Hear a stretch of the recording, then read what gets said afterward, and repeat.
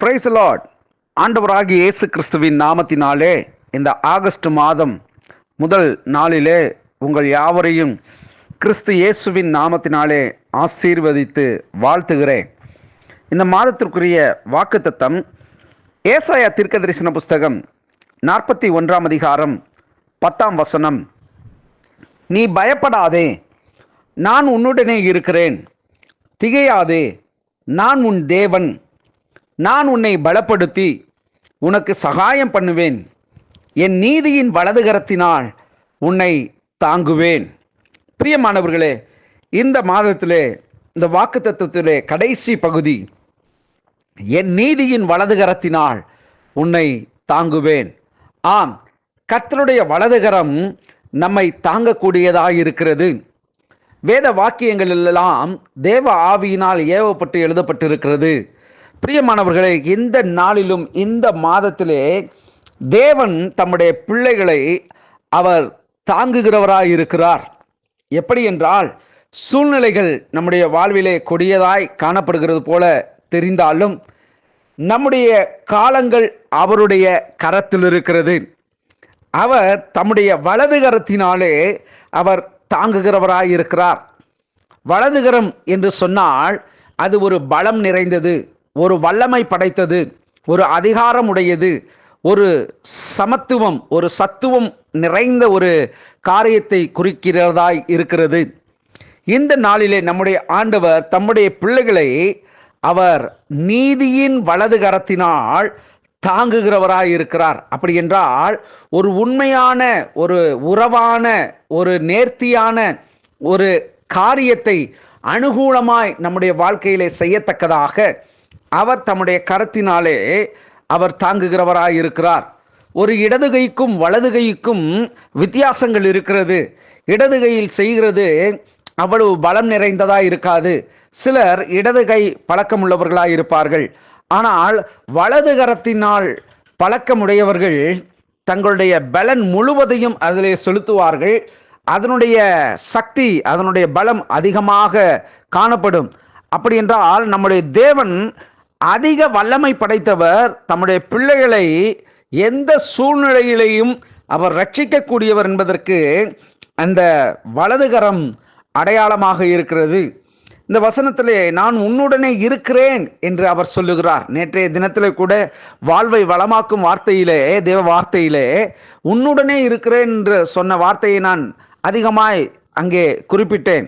இந்த நாளிலும் இந்த மாதத்திலும் தேவன் அவர் நம்முடனே கூட இருக்கிறார். அப்போ போன மாதம் நம்மள்கிட்ட இல்லையா, நேற்று நம்மள்கிட்ட இல்லையா அப்படின்னு யாரும் கேட்காதீங்க. உண்மையிலேயே தேவன் நம்மை அனுதினமும் நம்மை நடத்தி செல்கிறவராய் இருக்கிறார். இந்த மாதத்திலே உங்கள் குறைவுகளை எல்லாம் அவர் மகிமையிலே நிறைவாக்கும்படியான காரியங்களை உங்களுக்காக செய்து கொண்டிருக்கிறார். உங்கள் வாழ்விலே தோற்று போன காரியங்கள் இருக்கலாம். நிச்சயமாக இந்த மாதம் உங்களுக்கு ஒரு ஜெயத்தின் மாதமாக இருக்கும்.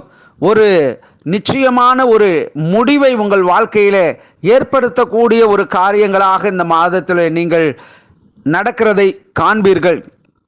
விசேஷமாக இந்த நாளிலே உங்கள் பிஸ்னஸில், உங்கள் வேலை ஸ்தலங்களில், உங்கள் குடும்பத்தில் தேவனுடைய கரம் அமர்ந்திருக்கிறதை நீங்கள் உணர முடியும். உங்கள் கண்கள் அதை பார்க்கும்.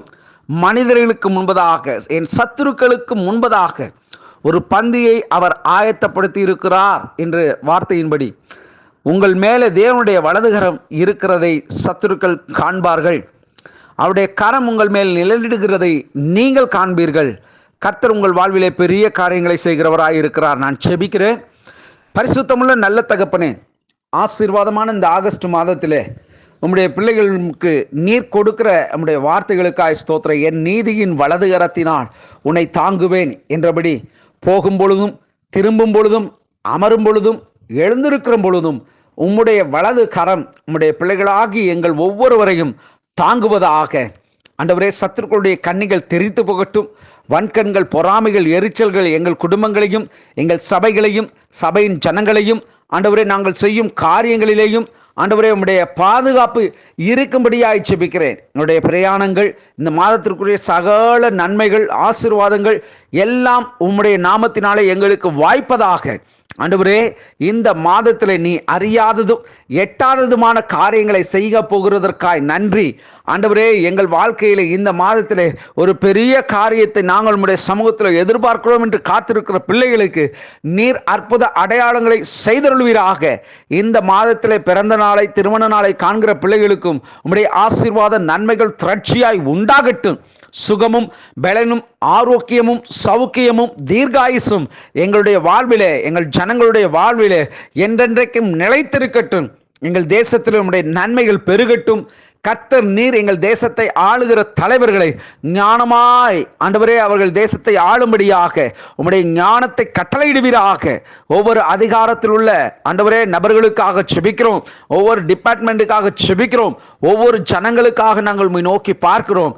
விசேஷமாய் இந்த நாளிலும் கேரளா பகுதிகளிலே ஆண்டவரே, அந்த வயநாடு பகுதிகளில் காணப்படுகிற அந்த நிலச்சரிவு மழை நிமித்தம் ஏற்பட்ட எல்லா விதமான ஆண்டவரே சங்கடங்கள், இழப்புகள், ஆண்டவரே அந்த ஜனங்களுக்கு ஒரு ஆறுதலை கட்டளையிடும்படியாக நாங்கள் செபிக்கிறோம். ஆண்டவரே, இப்படிப்பட்ட இயற்கையின் சீற்றத்தின் நிமித்தம் ஏற்படுகிற எல்லா பிரச்சனைகளும் இயேசுவின் நாமத்தினாலே ஆண்டவரே அது தடைபட்டு போவதாக.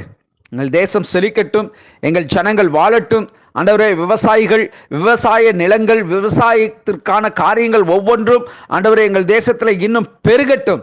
தேசத்தில் ஆண்டவரே கொடுங்கோளுடைய ஆட்சிகள் மாறி ஆண்டவரே நன்மையை பயக்கும் திட்டத்தை கொடுக்கக்கூடிய உம்முடைய ஞானம் எங்கள் தேசத்தின் தலைவர்களுடைய கண்களில் கிடைக்கட்டும். ராஜா, கர்த்தர் பெரிய காரியங்களை செய்யும். லஞ்ச லாவணியங்கள் நீங்கட்டும்.